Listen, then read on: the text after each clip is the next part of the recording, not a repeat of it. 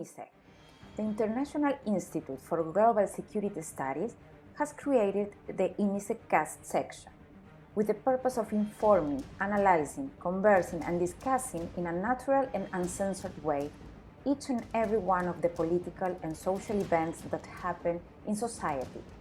We are not journalists, but we still believe that we have the power to speak up and educate our audience. Why not deliver a different point of view? No violence, no bad words, no bad intentions. Just be us. We are INISEG CAST, connecting thoughts. Welcome to this fourth episode of for this INISEG CAST, that we have a totally relaxed conversation and we talk about all the issues and topics that currently is happening now in the United States. And today we have a special guest, a very, very important in one field that is a little bit controversial for some point. Matt Pinsker is a criminal defense attorney in Virginia, as well as an adjunct professor of criminal justice at Virginia Commonwealth University. Matt is a nationally recognized expert in his field, and something very admirable is that he also serves as a captain in the U.S. Army Reserves as a Judge Advocate General. And his assignments have included selection to the Army's prestigious Trial Defense Services. We know that the press looks for you, Matt, to write books or something for all the universities throughout all the country. So for us, it's a real pleasure to have you here and be able to count on you, your vision and professionalism on the most controversial issues in this moment in the USA. So welcome, Matt. Thank you, glad to be here. Perfect. Joao, welcome as well. Well, thank you, Roxana. It's always a pleasure. It's a great pleasure to be here. You have the opportunity to have a conversation with Matt, with a distinguished author, American author, and a very talented lawyer and a USA defender.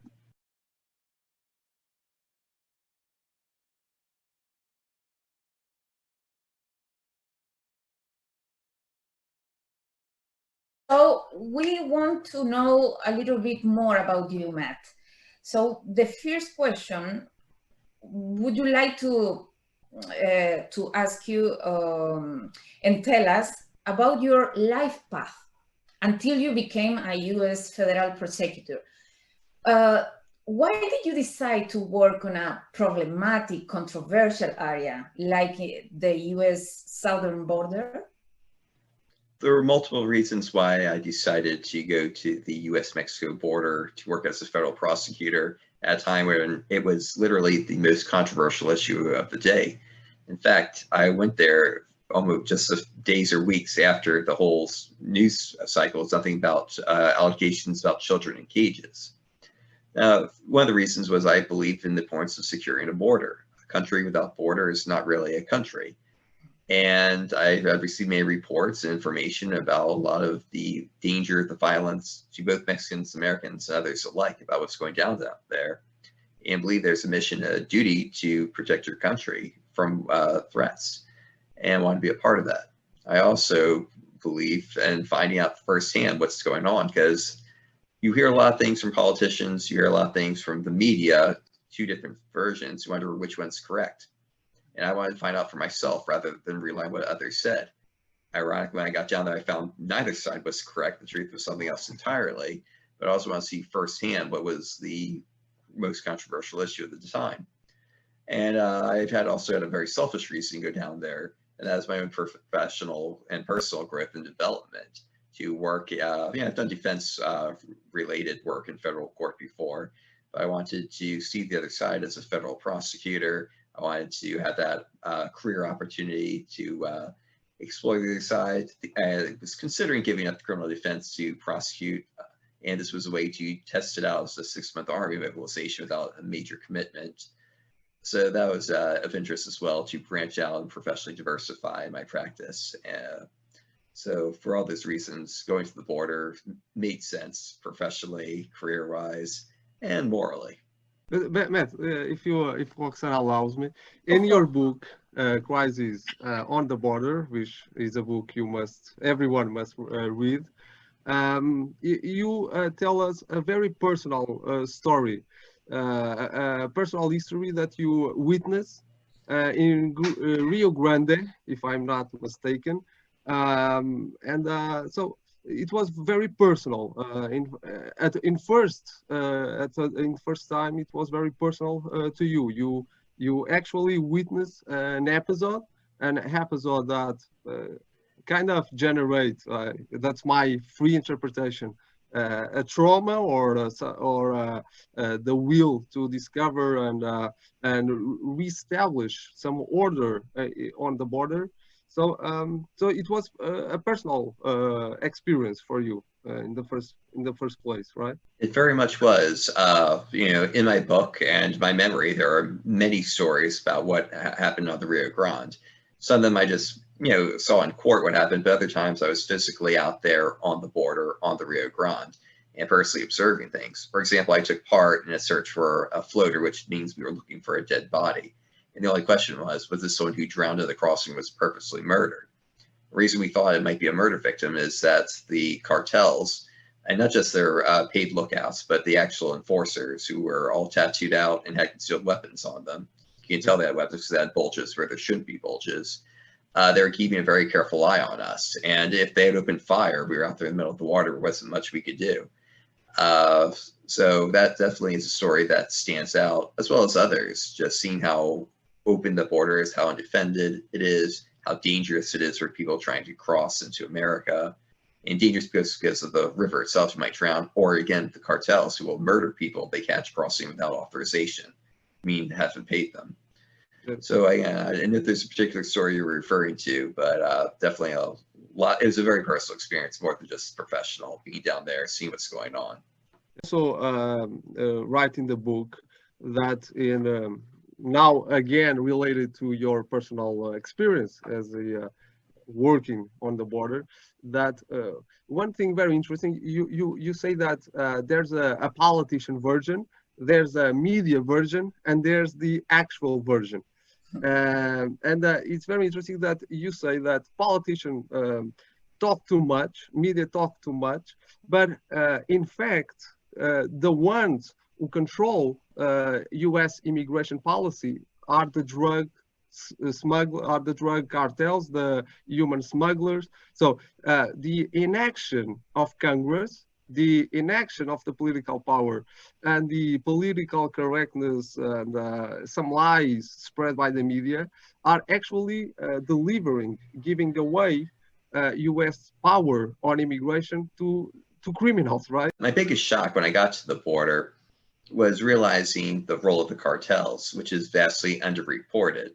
Right now, a lot of people, politicians on both sides of the media portray illegal immigration as nothing more than people who want to come to America for a better life, and they just cross the border.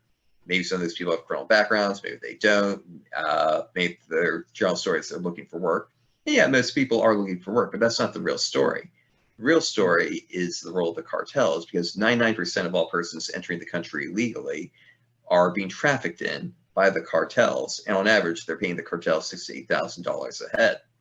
And you might be wondering, whoa, 99%, $6,000 to $8,000 a head, what's going on here? Well, what's going on here is that the cartels have completely militarized the Mexican side of the border, locked it down, have a lot of security and surveillance on it. And if they catch someone crossing illegally, the cartels will kill them and drop their body in the Rio Grande. You might be wondering about that. It seems weird. Well, it goes back to money. To really understand the border, you shouldn't look at it as a criminal issue, although it is. You shouldn't look at it as a humanitarian issue, although it is. You should look at it as a business which is completely controlled and dominated by the Mexican drug cartels. The cartels get about $6,000 to $8,000 per person who comes to the country. They charge that fee for their smuggling services, which among other things includes protection for the use of their territory, on both sides of the border, because they have officially and other mostly unofficially, but also some places officially carved out their own sections of border, and they fight one another for it. And they get $6,000 to $8,000 per person who's trafficked into America. Mm-hmm. And that's real money. That's $15 to $25 billion per year in human smuggling into the US. And to give perspective, I tell my American audiences, that's more money than the NFL, NBA, and Major League Baseball all combined. With that kind of money, the cartels have a huge financial interest in securing the border, because if people could illegally enter into America for free, the cartels would be out about $20 billion a year. So they make sure people can't enter for free, can't cross for free. They've secured it down to protect their revenue. They have way people, if they want to cross into the country legally, they have to pay the cartels about $6,000 to $8,000 each. Mm-hmm. And by securing the border, they have control over who enters and who leaves. If you go down the Rio Grande, which I did more than once, what you do is you look on the American side, you see a little security maybe once every 5 miles, maybe once every 3 miles in higher volume areas. The cartel side is a lot stronger, a lot more prevalent. If you just look at the Mexican side of the border, all these lookouts, you have armed guards as well, who've completely secured the border to ensure people just can't cross for free. So, which creates a perverse situation where the cartels, the same people smuggling into the country illegally, are the same ones providing the most border security to also stop people from entering illegally, at least the people who haven't paid. So that's the biggest shock on the border. That's really what the story should be about. But unfortunately, that's not what's being reported. In the same line, what is the difference about President Trump policies on border and comparing with President Obama's ones? What is the main difference, and what is your opinion about the Trump's solution for these kind of problems? So the main difference is that under President Trump, the federal law is actually being followed and enforced much more than it ever was under President Obama. So right now, federal law in the U.S. makes it a misdemeanor to enter the country illegally for a first offense, punishable up to 6 months in jail. And if you, for a second offense under federal law, it's a felony, punishable up to 20 years in prison. Now, no one actually really gets 20 years except for aggravating circumstances. Usually the guidelines, most cases I saw were about anywhere from 6 to 3.5 years based on someone's prior criminal record. That's, Chapter 8, 1325 for the misdemeanor, Chapter 8, 1326 for the felony reentry. So that's what the law says. And you may agree with the law, you may disagree with the law. Doesn't matter. Prosecutors and the executive branch don't get to choose which laws they like and follow which ones they don't. You are to follow the law regardless of who wrote it, regardless of who's in power. Prosecutors do not get to pick and choose. That is an abuse of discretion authority. I don't think any of us would like it if whoever happens to be elected to power can just choose which laws to follow and which ones not to. It doesn't matter if you agree or disagree, that's what the law says. However, for the longest time, multiple presidents, Republicans and Democrats alike, did not even try to enforce the criminal laws, even though they were on the books. What they would do instead is either rapidly deport people or catch and release. Now, rapidly deport means you catch someone, you arrest them, and take them to the border and drop them off to the other side. How well did that work? Well, I met one Border Patrol agent. He said he arrested and deported the same illegal alien at least 6 times on a single day. Might have actually been 7, so didn't work too well. The other version, catch and release, is exactly what it sounds. So it's caught crossing the border illegally. They are at first arrested or at least detained, but rather than being deported, they're given essentially a traffic ticket. Well, it's like a traffic ticket, a summons, where they promise to appear in an immigration court at a later date.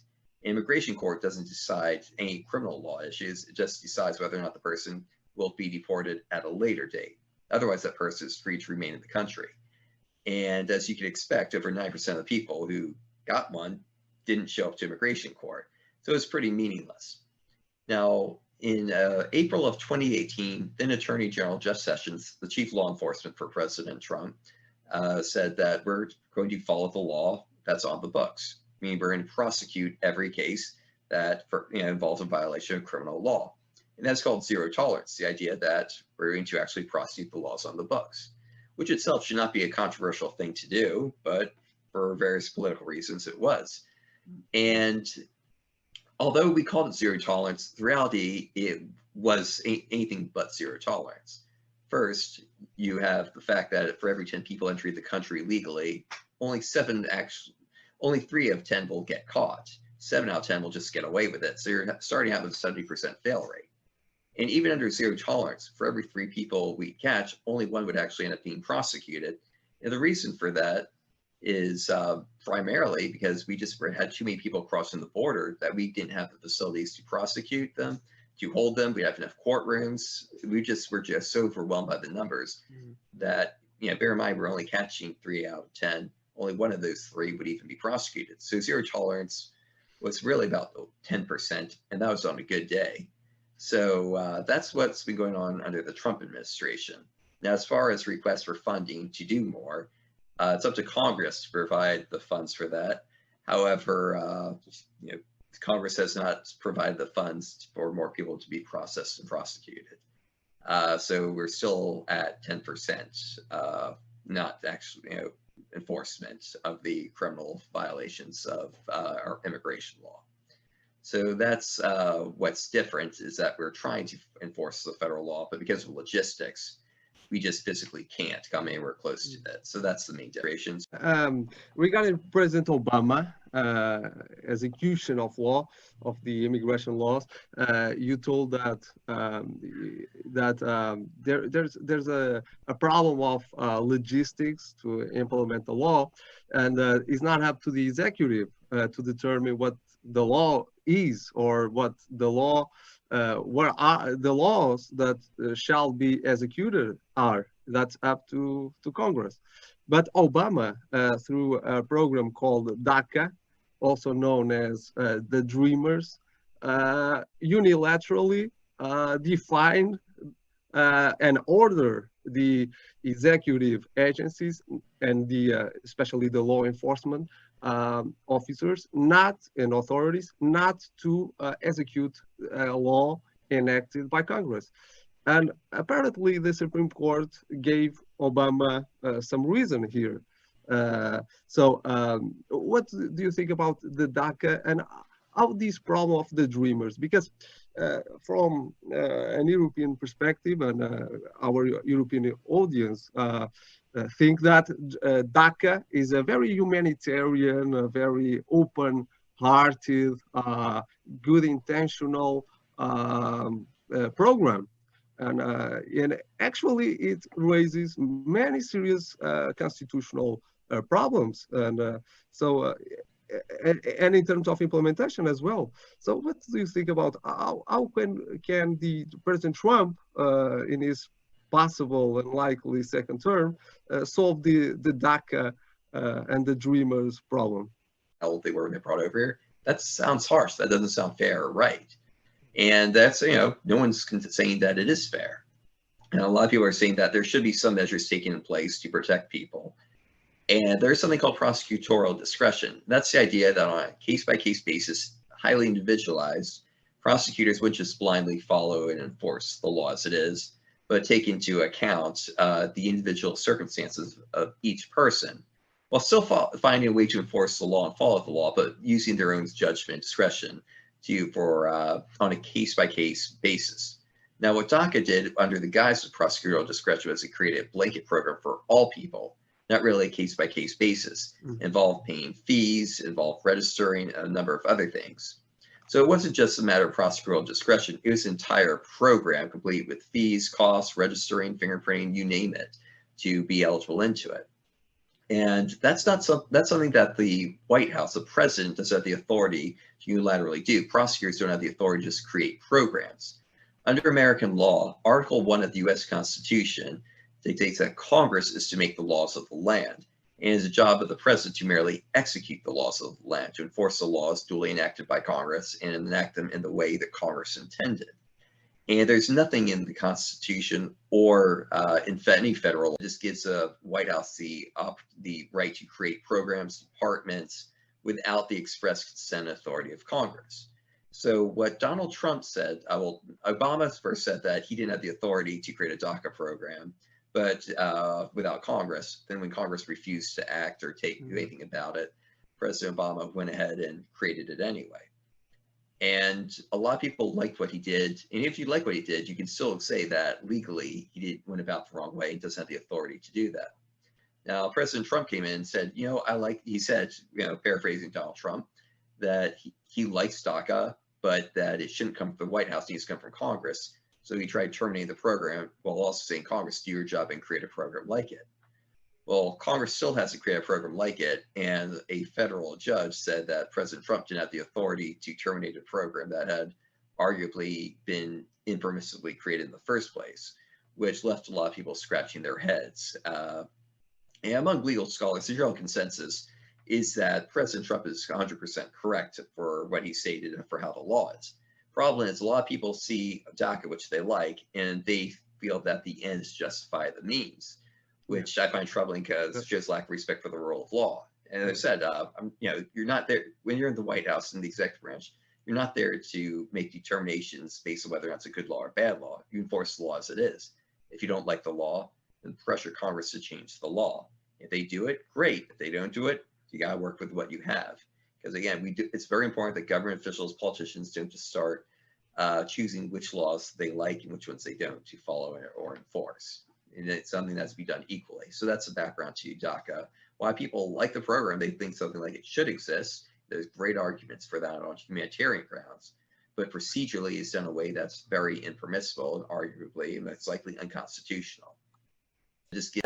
About this wall that Trump in his discourse, he said that he will build this wall. Do you think that is a violation of human rights? Is racist? How some people are saying that no, this discourse is totally racist, fascist, and so on. What is your opinion? So I prosecuted people from every inhabited continent on this country. Whether they were white Europeans, had dark skin from Africa, whether Hispanic from Central America, South America, you name it, or Bangladeshi were a large contingent. I prosecuted people from every inhabited continent, everyone got the same treatment. No one's treated differently based on skin color, race, ethnicity, religion. We apply the law equally to all of them. So that's my personal observation on that.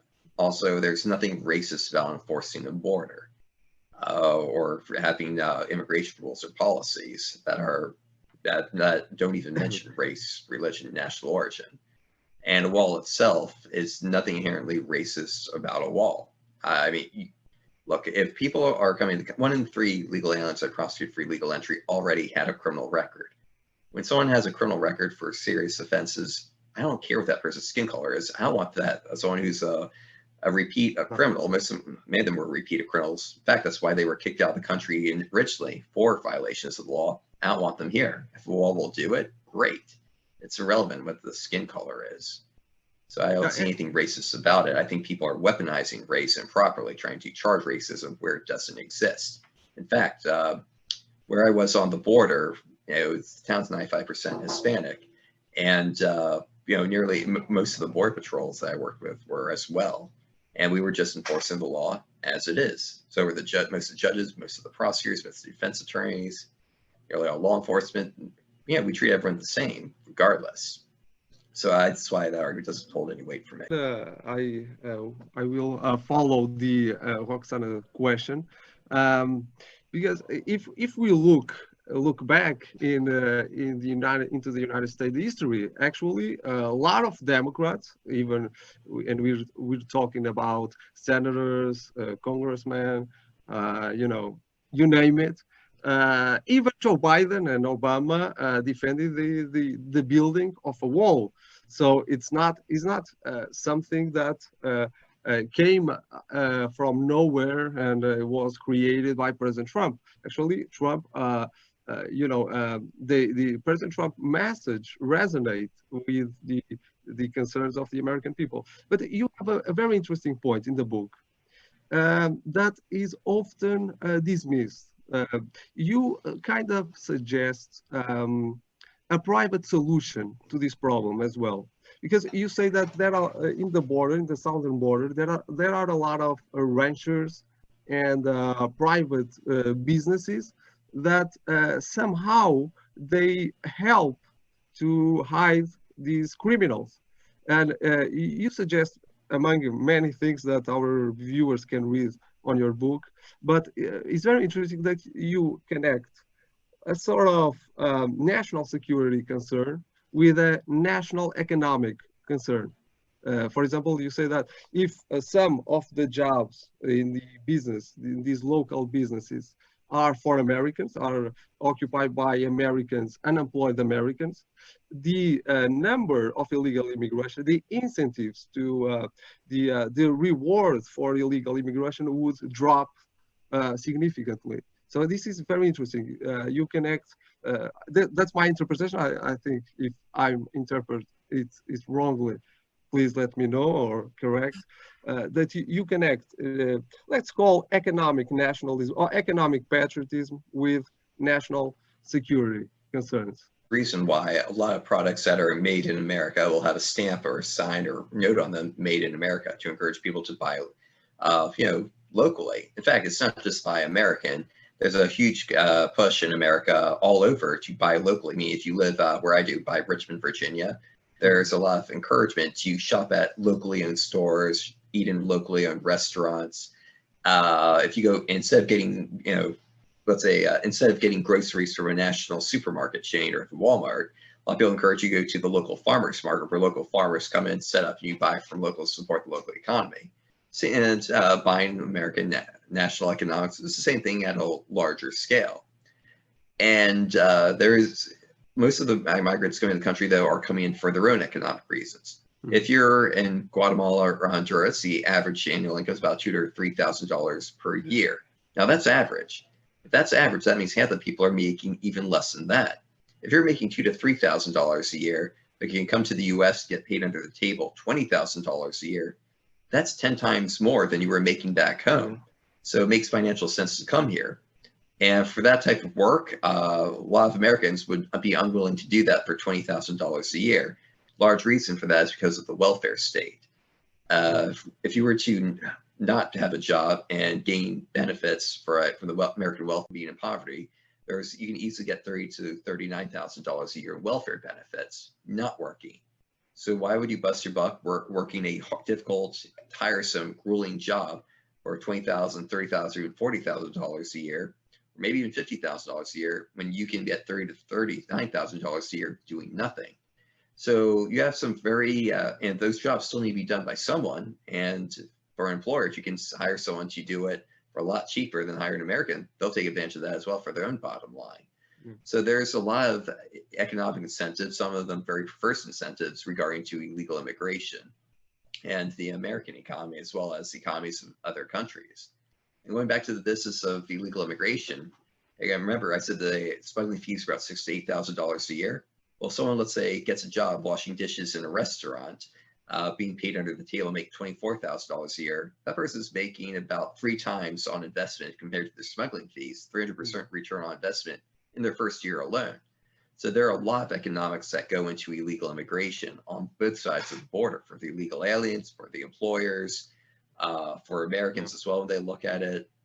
In fact, one of the most interesting things about illegal immigration was that everyone we arrested, we interviewed, we give them a warning that saying they don't have to talk. They figured, what's the point not talking? They're already caught.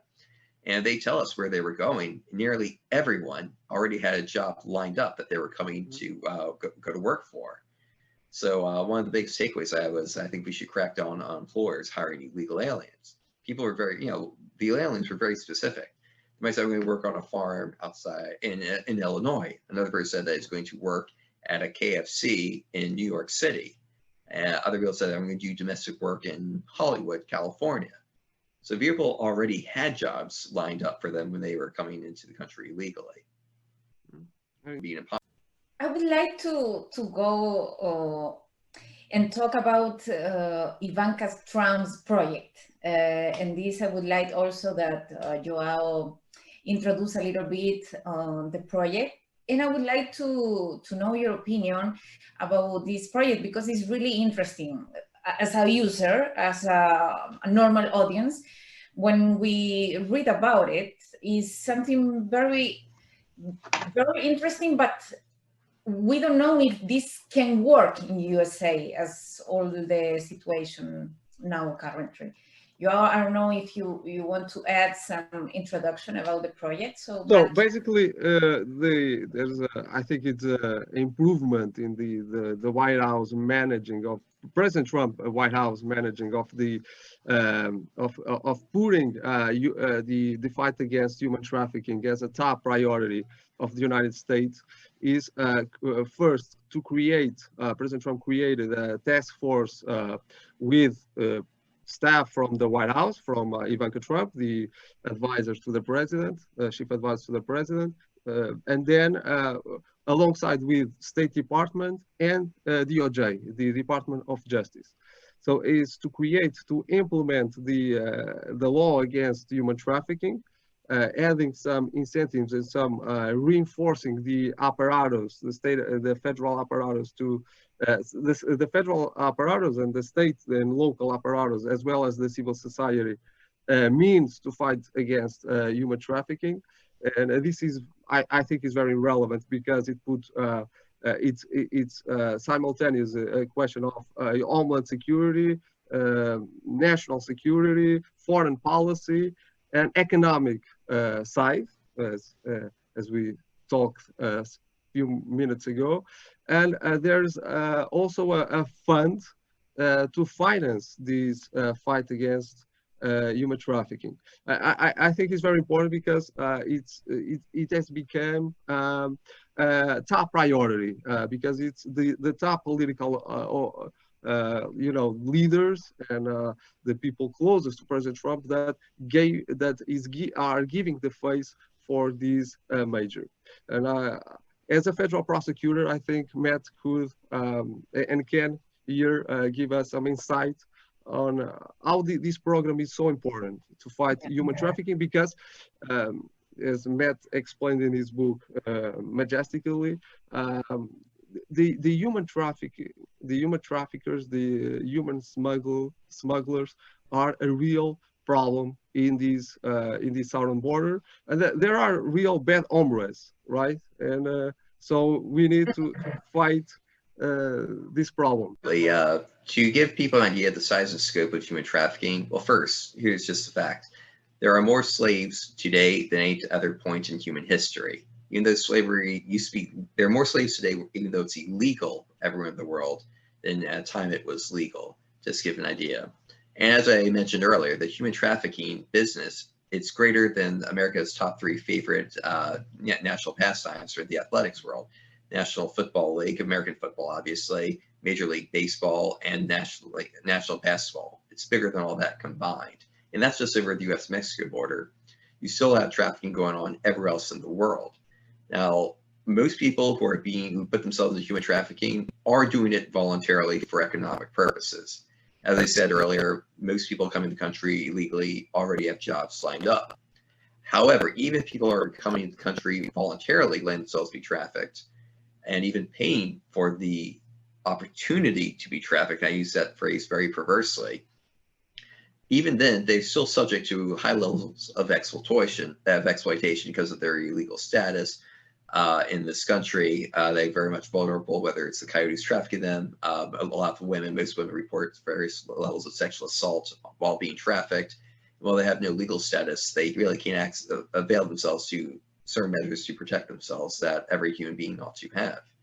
So you do have that problem, and that's just people being trafficked voluntarily for regular work. You also have sex trafficking, that includes that of children, and that is much harder to detect. It's still very prevalent. It's very much controlled by organized crime, just like it was, in the 1950s or even before that. Anything that, even if legal, if it involves areas of what many people call immorality, you tend to see a heavy organized crime present. Definitely organized crime if it's illegal. Even if it's legal but higher, there's still a lot of organized crime involved. So you have the human trafficking for sexual exploitation, including children, but it's very hard to detect. We had a lot of women or children who we had suspicions were being trafficked, but their traffickers would coach them on what to say. So we would try to get to the bottom, try to figure out what's going on. But for every 100 children who we thought or had some evidence were being trafficked for sexual exploitation, we probably couldn't even prosecute 1% of them, because it's not about what you think or even what you know. It's about what the evidence that's admissible in court can prove beyond reasonable doubt. And that is very hard to get. I mean, by its very nature, illegal human trafficking is underground. So it's not like they're publishing their own statistics. So it's hard to figure out what's going on, get to the bottom of it. And the more sordid the trafficking is, the more sordid the purposes, the even harder it is to trace, track, and figure out what's going on, especially when the people involved have been aggressively coached, both for their own benefit, but also under death threats, what to say, what not to say. If someone was coming over the border, let's say a 16-year-old girl was caught coming over the border, she was coached, she may just say she's working on a farm. The question we asked where, she might not have an answer. In which case we'd have very strong suspicions what was going on. Oftentimes, a woman, or sometimes men even as well, would explain that they had a debt they had to work off. It couldn't give straight answers to what they'd be doing to work it off. Yeah. You learn to read the signs, but it's one of the hardest to determine compared to those who were farm work, domestic work. Of course, admittedly, at times domestic work might be code for sexual exploitation. And even if it wasn't, it often come up in the course of it. So it's one of the hardest, most difficult things.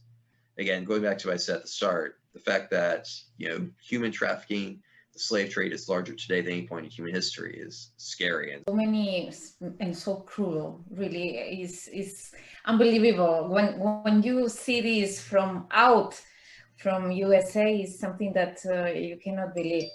And if, for example, in the case, if I put you in this case, if you were a political prosecutor, how would you make your case for President Trump in a case? So there's a lot of research into how do you get people to vote, what turns out to vote. At the end of the day, people just show up for the person they like the most. Who would you rather invite over to a barbecue? And that's really how most people vote. And it's why political ads themselves are focused a lot on emotions. Now, I'm a lawyer, so in theory, I don't have emotions. They like to joke about American lawyers. We're heartless. We just look at the evidence and try to be objective about this. And I just look at my own situation. I'm in a much better position than I was 4 years ago, how my life is going. I have a business, paying less in tax for it, and which means I have to keep more of my own money, keep what I earn, which I really appreciate. I'm very big in law and order. I said, you may agree with the law, you may disagree with the law, but you still need to follow it until the laws change. And right now, if I look across America, there have been a lot of riots. And this isn't because of President Trump. We had, under the Obama administration, we had lots of riots and looting. We had Ferguson, Missouri, we had Baltimore riots. So this pre-existed Donald Trump. One of the weirdest things, a lot of people start to act or pretend that a lot of the chaos that we see started under President Trump that didn't exist beforehand. They pretend politics was nothing but civility, that everything was peaceful, kumbaya, I would like to say, but that's not the case. Have things gone better? Some things have gone better, other things haven't, but I think they'd be worse without. When I look at right now, the rioting and violence in cities that are very hostile to President Trump, that have mayors and governors in the states from the opposite party of President Trump. Those are the places that are out of control, that are literally on fire. In fact, in one place, I think of Seattle, might be Portland, I think of Seattle, they created what they called an autonomous zone that is full of robbing, murdering, rapes, and all sorts of chaos. So I look at it as a matter, will you stand with law and order, or will you stand opposed to it? And for people who try to trump up the racial issues, again, they've already existed. It's not like President Trump suddenly brought something new. And if you look at his actual policy, he's been one of the best. In fact, candidate Biden sponsored the 1994 crime bill that everyone's attacking as the most bill, they say is the most racist bill in history. Obviously, they are leaving out some big ones like the Fugitive Slave Act and others, to name but a few. But literally, there's a meme going around right now. The meme is joking that people are saying that the 1994 bill is racist, so let's nominate the person, Joe Biden, the person who sponsored it. Trump's been great on criminal justice reform on a number of issues, though. He's been very progressive on things, for criminal justice, for all the talks of him being hostile on racial issues. My own observation, again, bear in mind, he's been a celebrity since the 80s. He's been a celebrity, in fact, before I was born. No one ever accused him of anything racial or racist until after he started to run for office. So it's like what they say in politics: the truth is the first casualty. So that's just what I take to be that. I deem, obviously I appreciate his border policies much more than the other candidates, but also just looking at the, President Trump hasn't brought us in any foreign wars. That's the first time in my entire life that's happened. I love that. To have that sort of peace and prosperity where we're not just getting into stupid foreign conflicts. And the foreign affairs that are going on, I mean, his foreign policy is great. In fact, it's one of the things you notice Democrats really aren't hitting him on. They're going with conspiracy theories that are constantly debunked about collusion, first Ukraine, then Russia, and so, everything that keeps getting debunked. But on foreign policy, I mean, look at all the peace treaties being signed. Again, I will say that Trump's rhetoric isn't great, but on policy, he's been very strong. Is the agenda, even when for some people is off limits, I think it serves correctly the agenda to promote the agenda. But it's very interesting because we have been talking about the illegal immigration and illegal aliens that pour into the United States territory and through the southern border. And it's very interesting because there are very similarities between what's happening in some cities in the United States and what's happening in some other places around the world, like Israel. And it's interesting to observe that the political motive is the same, is to throw the sitting president or the sitting prime minister. And so, and there are some evidence that there are some bad hombres like Cuban foreign services or Venezuelan foreign services, and even other like Hezbollah and Lebanese terrorists, let's call what they are, terrorists, supporting Antifa, Black Lives Matter. So it was very important that President Trump had the courage to classify these Black Lives Matter and Antifa as domestic terrorists. And it's quite striking that a candidate like Vice President Biden calls domestic terrorists like an idea, right? When they are rioting and they are looting, they are spreading the terror in cities, and then they are an idea, right? So do you think there is a collusion, a collusion between, can have similarity between these popular, let's call violent groups and illegal aliens or foreign interference by these acts of terror in the United States?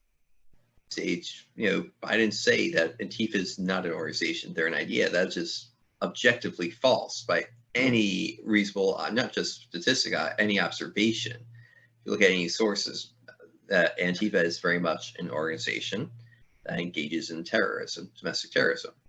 I mean, there's no question about that. So I'm still flabbergasted that he even said it.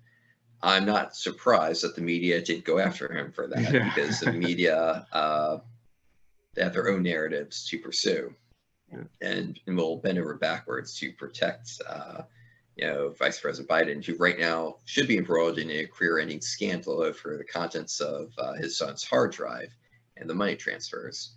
And I know how the media would be acting if that was President Trump. They went after him for less, but that's, as much fun as it is to complain about the media, I've just come to accept it as it is what it is, and the Republicans need to learn to deal with it rather than just complain about it. But one thing that is satisfying about President Trump is he does call them out, goes after them in a way that is perfectly appropriate, and most of the time anyway. I like the expression, Donald Trump is a hammer in search of a nail. When he hits a nail, it's great. It's very satisfying. Occasionally, he doesn't hit a nail. He hits a puppy, and then it's a bit of a mess. But as far as the foreign policy goes, not only did he not get us embroiled in any foreign wars, but he finished a few off. We've downsized with Iraq and Afghanistan dramatically without losing control of the situation there. Not only that, we saw the end of ISIS. I mean, literally, it was under President Trump that we killed the leader of ISIS, and we also killed the one of the highest in command in Iran, Soleimani, I believe the name was. and sent a huge blow against Iran for it. And what did Iran do in retaliation? They called a base to say, look, to cover face, we need to send some missiles at you. We're doing it at this location. And they gave us time. Then they sent something to save face. And that's all they bothered to do as a response. I mean, this is huge. I mean, it's hard. That's one of the biggest problems with Americans is that how we do get ourselves embroiled in too many foreign conflicts and affairs. And I said, for the first time in my memory, this hasn't happened. Now, again, some of our foreign controversies, foreign military actions were very appropriate. I'm not saying they weren't, but the best fights are the ones you don't even have to fight to begin with and to head it off, and that's great. And to be clear, I mean, with Donald Trump's rhetoric, he does say some great things, true things that no other politician has said, let alone done. I'm not a fan of him saying nice words about foreign dictators. Now, for an example, though, the difference between rhetoric and reality. Donald Trump has said nice things about President Putin. At the same time, he said nice things about Russian President Putin. We also had a U.S. military action in Syria, which killed over I think it was 200 Russian soldiers, at least 150. So that is something Obama never would have dared do. So that's why I say President Trump, he says a lot of things, but I focus on the actions and the policy coming out of the administration. Whether you look at the lack of foreign conflicts, peace in the Middle East, the strong economic policies up to the time of COVID, the greatest economy in history, that he's cracking down on the border, that he's for law and order at a time where others are saying to defund the police, at a time they think they need more funding and training. That makes it easy for a lot of people to vote for Donald Trump. Personality-wise, if you look at the polling, a lot of Americans are not enthused. Just at the end of the day, maybe it's a lawyer. I just don't care about the personality that much. I care about the substantive policy that's coming out and who would make substantive policy that's better for the country. And, when you look at one candidate who says, I'm going to appoint judges who enforce the law, and the other candidate says, when he talks about judges, well, first off, he won't even say if he'll pack the court or not, won't give us a straight answer. They do talk about judges. They don't talk about enforcing the law. They talk about policy, even though that's not the job of a judge. It makes it an even easier decision for me. What do you think, Matt, it's going to happen this November 11th? It's elections, especially, they're the hardest to predict. I don't know. I think it's to be closer than people think it will be. But I mean, right now, Biden's leading national polls, and things are very much tied up in battleground states. If things are generally tied up, it goes to the incumbent. I do think because a lot, it's not a lot of people won't say they'll vote for Trump, but will do so. We saw that with the presidential candidate in the Democrat primaries, I think in 88 or 92, if I remember correctly, where that happened. I think it was with then candidate Jesse Jackson, if I remember correctly. Just a lot of people would say, or said they voted for him because it looked good, but they voted for someone else. In this case, you may see something similar going for Trump. If I put my own now, I'd say President Trump should win, but anything can happen. Again, who knows what scandals will break out between now and the election? Who knows what will happen at the debate tonight? That could break things one way or the other. It's completely up in the air that I wouldn't put money on it either way. But the other big issue, though, and this is something that concerns a lot of us, is more people than ever are voting by mail. And part of that is because of COVID, which is perfectly understandable. What that means, though, is that when you're getting stuff by mail, there might be postmarked before the election, but the ballots will still be coming in. In fact, in a key battleground state, Pennsylvania, made an announcement, a very controversial decision, that they will keep counting ballots, even if they're mailed in 3 days after the election, which doesn't make sense. You're supposed to have a cutoff date, but that means people on the day after the election say, I didn't like how the election turned out, so I'm going to turn in my ballot now or a couple of days after. So that's what worries me, not knowing who has clearly won the day of the election. If I may, I think President Trump will win. And will win with a broader margin than people are thinking, because we have to understand that we are talking about America. We are not talking about Europe. We are not talking about other countries. We're talking about America, and American realize that this period of our common history and people need to be brave. People understand that despite all the media and the conspiracy theories narrative, people understand that China Communist Party is behind trying to undermine American democracy.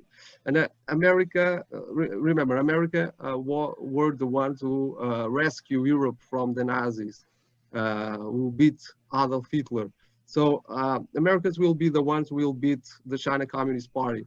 And people understand when they will be in the secret and the silence, in the silence of the voting booth, or even by mail. I think the bravery and the courage of American people, the warrior inside every American will came out, and Trump will win, because people understand what's happening. Every time I watch TV, I just see Joe Biden talking about wearing a mask.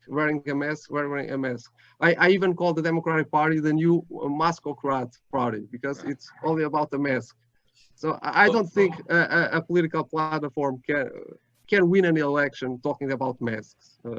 It's like we're talking. Like if the American people who fought the Nazis, the electoral campaign was about the guns, right? It was about weapons, talking about weapons. I think the bravery and the courage of American people will determine the strength of American people, will ultimately lead President Trump to victory. I think Joe Biden is the worst candidate ever. I think it's a fact, because it's no worse than Hillary. Oh my God! I think it's worse than Hillary, right? I think is not apparently is not worse than Hillary, because the media are protecting Biden.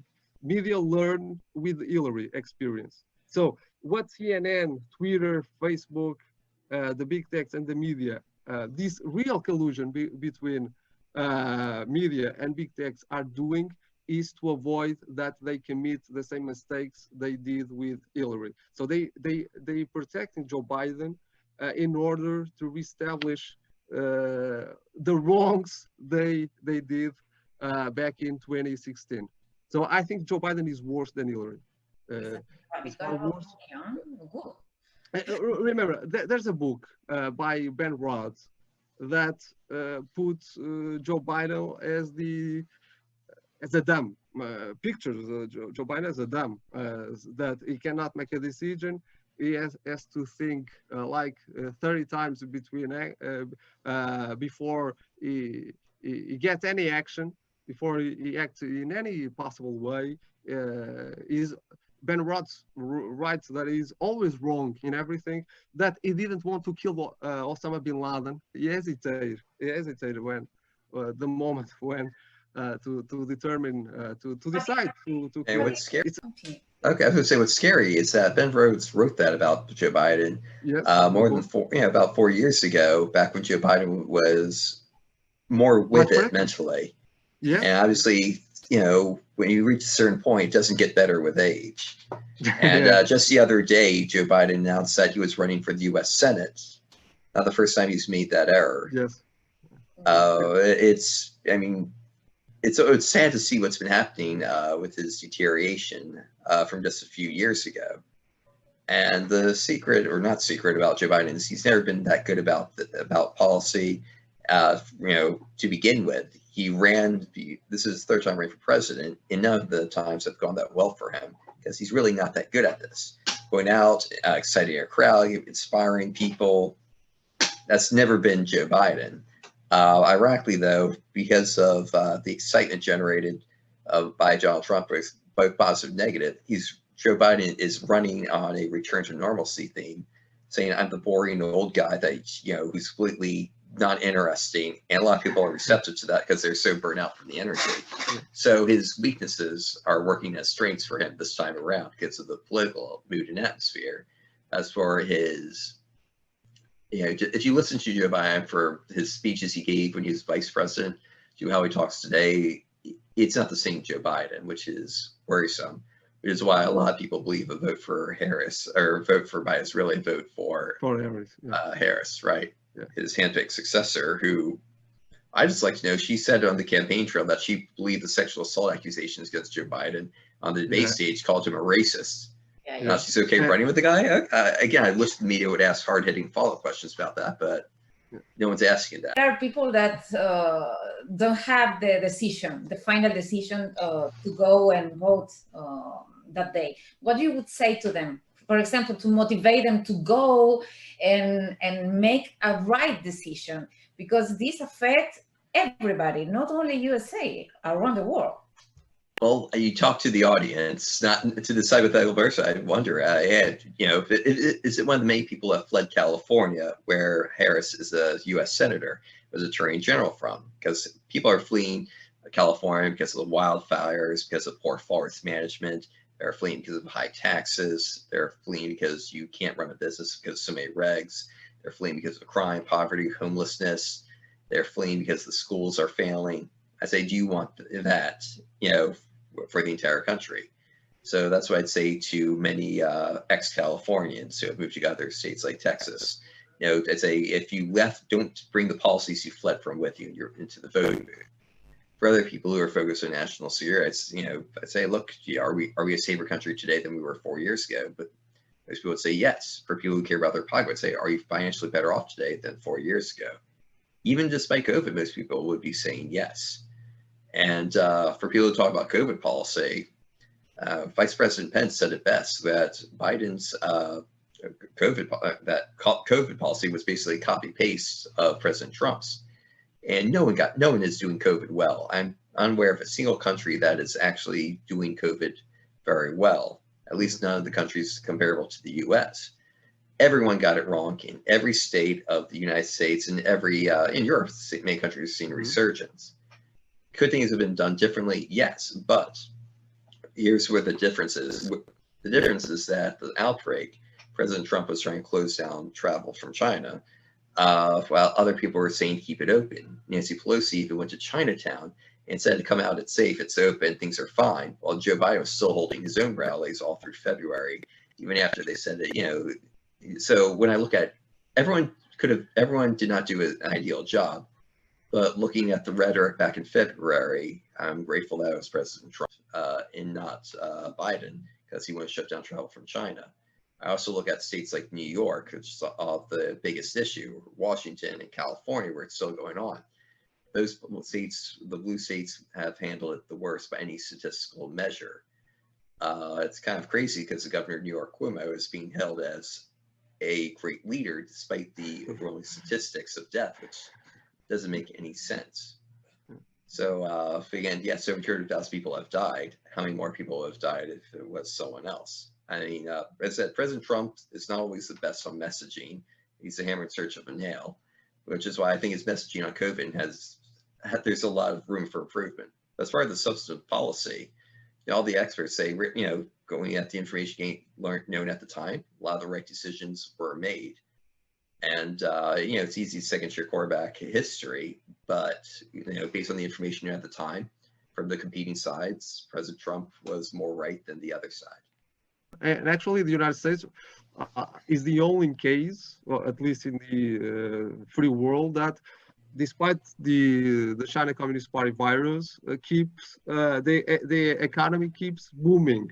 And actually, the economy in the economics are pretty looks good, and is the opposite of what's happening in Europe, and pretty much all part in the United States. The markets are skyrocketing. After all, even the small businesses and the economy in general look good. Doesn't look so terrible, so doom as in other parts of the globe. So I think overall, all things considered, the balance between economics and health was pretty well managed by President Trump, despite the narrative. But the narrative, the narrative President Trump did all wrong. in the last 4 years. So if it was not the virus, would be something else, a storm, your hurricane. I heard Joe Biden say that if we if the United States implemented the Paris Accord, the hurricanes would disappear. No more hurricanes crashing Florida, right? So, and to show the craziness of this, Matt brilliantly quoted the example of Andrew Cuomo, the governor of New York. And Cuomo actually get a $1 million contract to write a book about, imagine this, about the COVID-19 lessons of leadership. The governor was so atrocious on COVID that he was taking elderly people infected with COVID and sending them back to nursing homes where they infected everyone else. It's one of the many reasons why New York has the highest casualty rate and infection rates in the country. I mean, to imagine that, someone taking people known to be infected with COVID and sending them back to a nursing home where everyone else is extremely high risk. I mean, if anyone made mistakes, I mean, that's one of the biggest contributors to New York's extremely high mortality rate for COVID. We are now ending this pleasure interview. Really, it was a pleasure, Matt. Thank you for your honest, your professionalism and everything. Really, I enjoy so much this conversation. I don't know, Joao. Yes, I love that. I'm a great fan of Matt. I learned a lot about this. I have to say that. Yeah. So and I actually hope that Matt could run for Virginia senator, or a senator for Virginia, or work with President Trump in his second term as a task force advisor to adapt the immigration reform, to promote the immigration system reform. That would be quite an honor, but I'm not holding my breath. That would be cool, though. But would be a great for the United States. Would be a great news, a great achievement. Thank you. Buenos días, soy el profesor David de Cachal y hoy vamos a analizar una nueva entrega de la entrevista del profesor Matt Pinsker en INISEG CAST. Para entrar en el contexto de esta entrevista, intentaremos brevemente conocer quién es nuestro protagonista de hoy, que es el profesor Matt Pinsker. Matt Pinsker es un erudito en Derecho Constitucional y un abogado galardonado con diversos premios. Anteriormente se desempeñó como fiscal estatal y federal y fue magistrado. Y actualmente se desempeña en la Reserva del Ejército de los Estados Unidos en el JAG, en la Abogacía General de la Marina de los Estados Unidos, de la Armada norteamericana. Matt Pinsker escribió un libro de texto publicado por la prestigiosa Carolina Academic Press y también es autor de varios artículos sobre temas de vanguardia. Ha sido fiscal federal de Estados Unidos en el Departamento de Justicia de los Estados Unidos hasta el 2018. La mayoría de la gente, y especialmente los estadounidenses, han visto ahora el discurso del presidente Trump sobre construir el muro.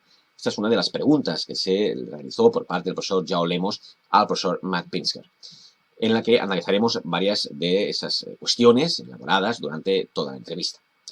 En el caso de ese famoso construir el muro por parte de Trump, mi análisis sería que hay que recordar que más de 3 años después de la llegada a la Casa Blanca del presidente Trump, solamente se han construido unos 177 de los 1.609 kilómetros del muro que prometió erigir en la frontera con México.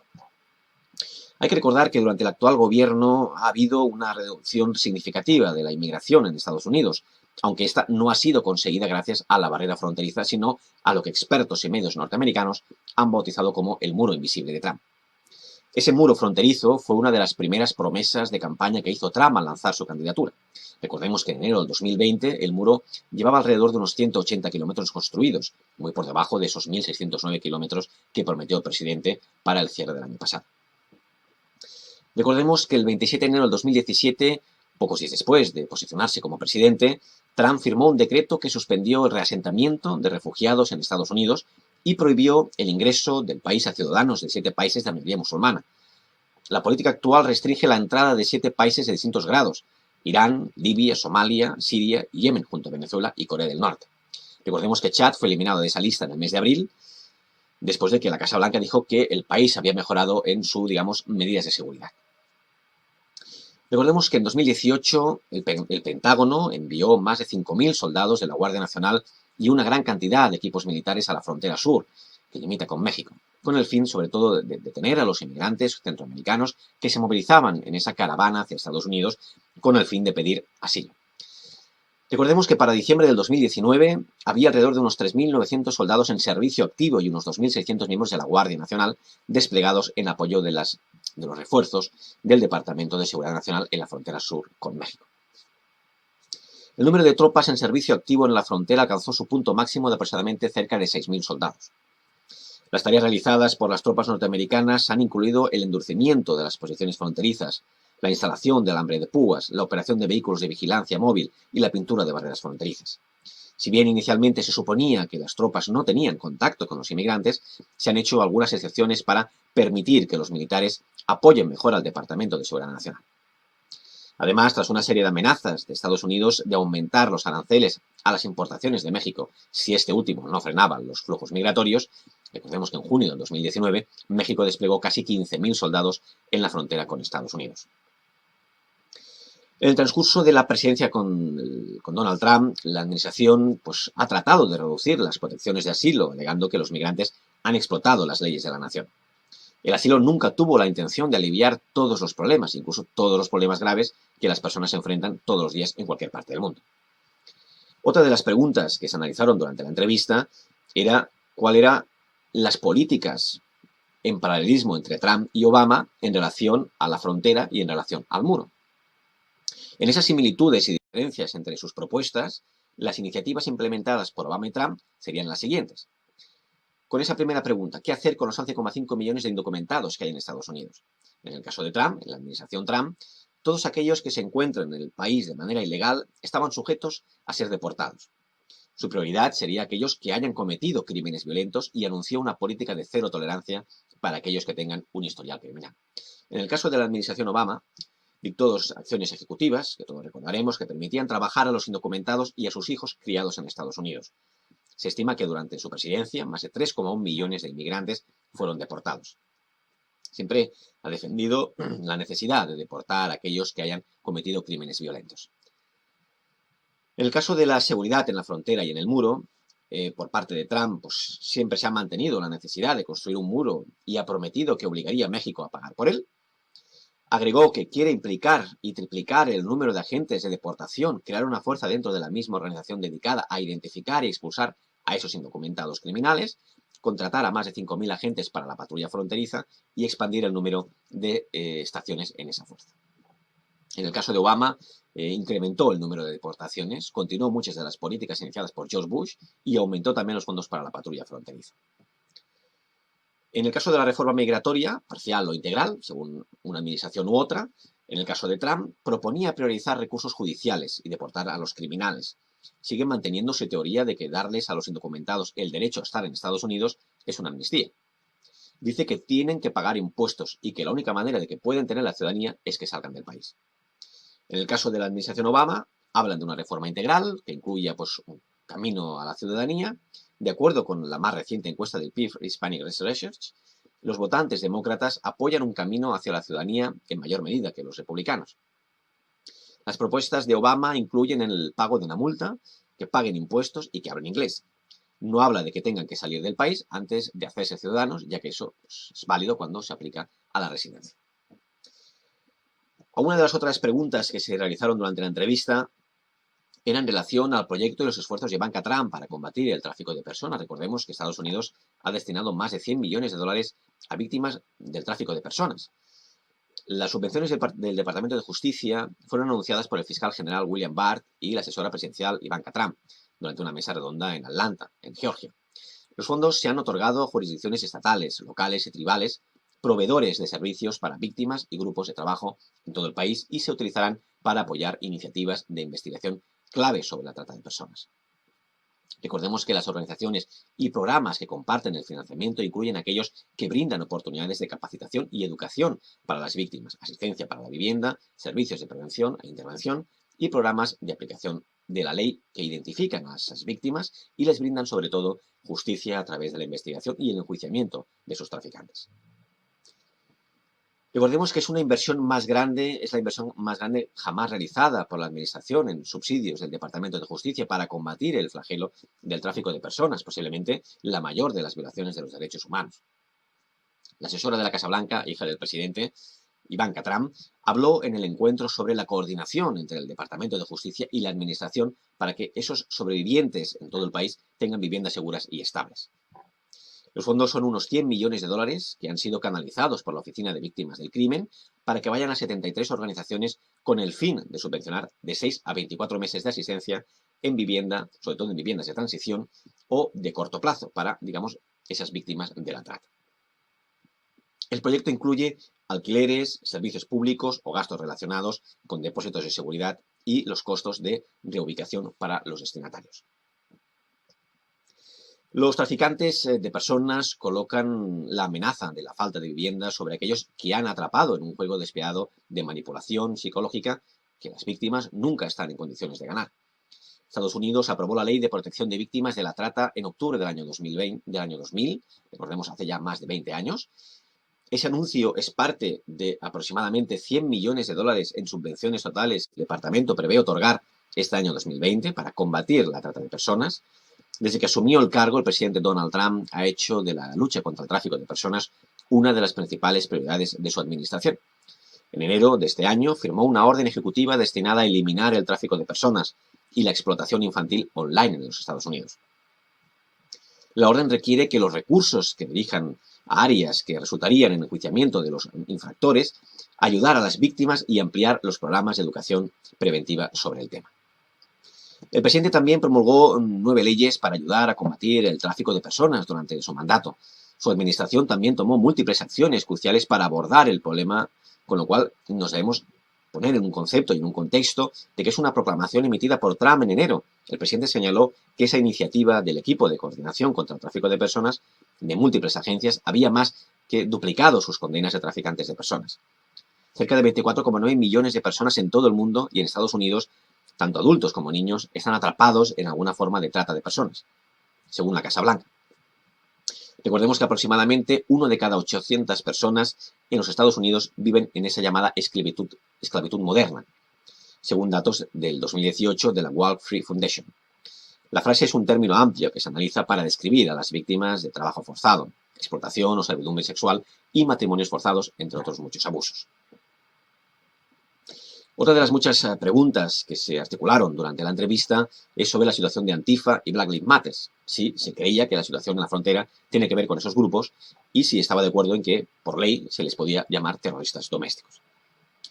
Hay que recordar que el presidente de Estados Unidos, Donald Trump, está culpando a la red de extrema izquierda, conocida como Antifa, por los saqueos y disturbios que han surgido durante las protestas contra la policía norteamericana en diversas ciudades de todo el país.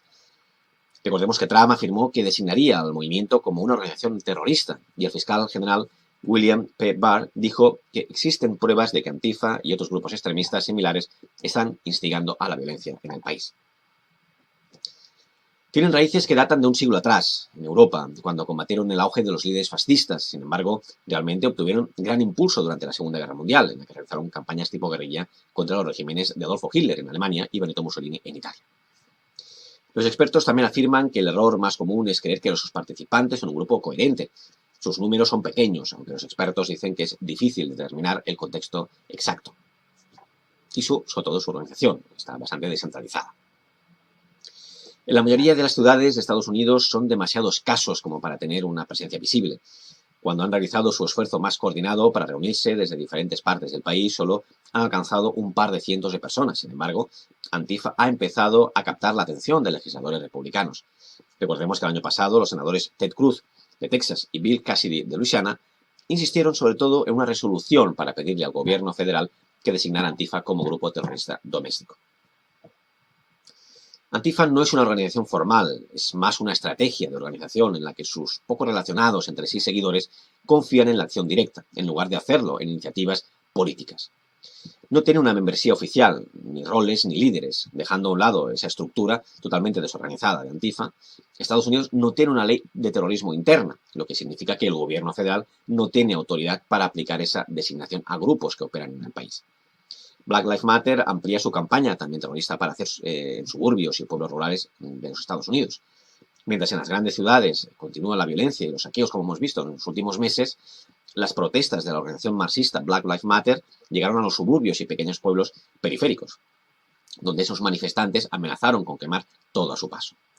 Fogoneadas por el Partido Demócrata desde la política, incentivadas por los grandes medios de comunicación, esas violentas manifestaciones en las calles se adueñaron de las grandes ciudades y los violentos miembros de Black Lives Matter amenazaron con terminar con la tranquilidad en los suburbios y en las ciudades rurales. La ciudad de Portland, por ejemplo, en el estado de Oregón, se convirtió en el epicentro de esas operaciones Antifa, donde grupos radicales tomaron las calles de la ciudad y la violencia se recrudeció durante todas las noches. Pese a los cientos de arrestos que llevó a cabo la policía, cada noche los radicales anarquistas se manejaban con total impunidad, gracias a la dirigencia demócrata de la ciudad. Esto es debido a que el recientemente electo fiscal general de Portland, Mike Schmidt, se negó a imputar y procesar a todos esos terroristas que cometían crímenes y delitos. Otra ciudad que estuvo siendo arrasada por la violencia de Antifa y Black Lives Matter fue Seattle, en el estado de Washington.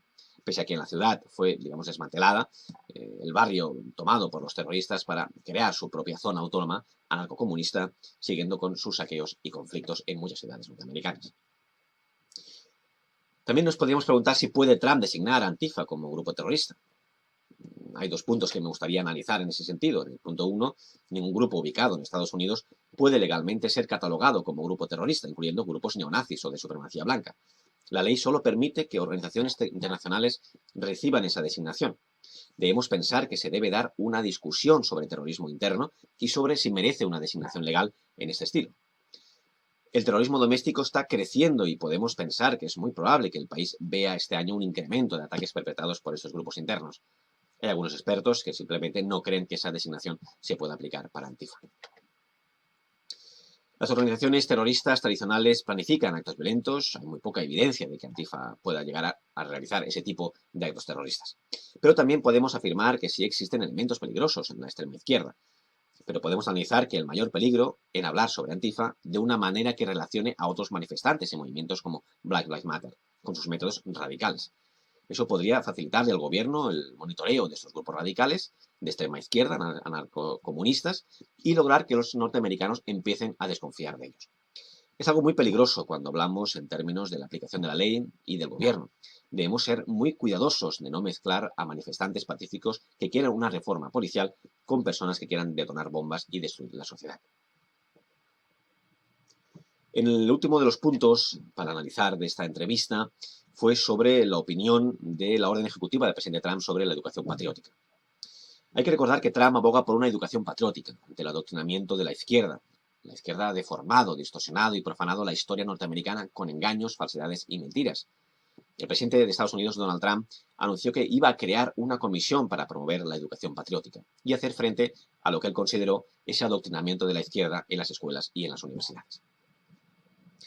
Los disturbios y el caos de la izquierda son el resultado directo de décadas de adoctrinamiento de la izquierda en las escuelas norteamericanas, según advirtió el presidente Trump, en el famoso Museo de Archivos Nacionales, donde encabezó un acto para celebrar la adopción de la Constitución de Estados Unidos el 17 de septiembre de 1787. Recordemos las palabras de Trump: las turbas de la izquierda han derribado las estatuas de nuestros fundadores, profanado nuestros monumentos y llevado a cabo una campaña de violencia y anarquía, como describió el presidente, en alusión a las protestas de estos últimos meses por parte de sus grupos anarcocomunistas. El presidente, que se presenta a la reelección el próximo 3 de noviembre, sentenció que en el país existe un movimiento radical que intenta demoler la herencia norteamericana. Trump rechazó que Estados Unidos haya sido fundado sobre el principio de esa opresión e incluso criticó un documento publicado por el reputado Instituto Smithsonian, el cual dijo que considera que conceptos como el trabajo duro, el pensamiento racional, la familia nuclear y la creencia en Dios son valores que unen a todos los norteamericanos. Camino hacia la unidad nacional es a través de nuestra identidad compartida como norteamericanos. Por eso es tan urgente que finalmente restauremos la educación patriótica en nuestras escuelas, resaltó el presidente Trump. Con lo cual, anticipó también que firmaría una orden ejecutiva que le permitiera crear la Comisión 1776. Además, aseguró que erigiría una estatua en honor de César Rodney, quien fue uno de los 56 firmantes de la Declaración de Independencia de Gran Bretaña en 1776, en un futuro Jardín Nacional de los Héroes Americanos. Y con ello pondríamos punto y final a esta entrevista del canal INISEG CAST del profesor Matt Pinsker. Muchas gracias y buenos días.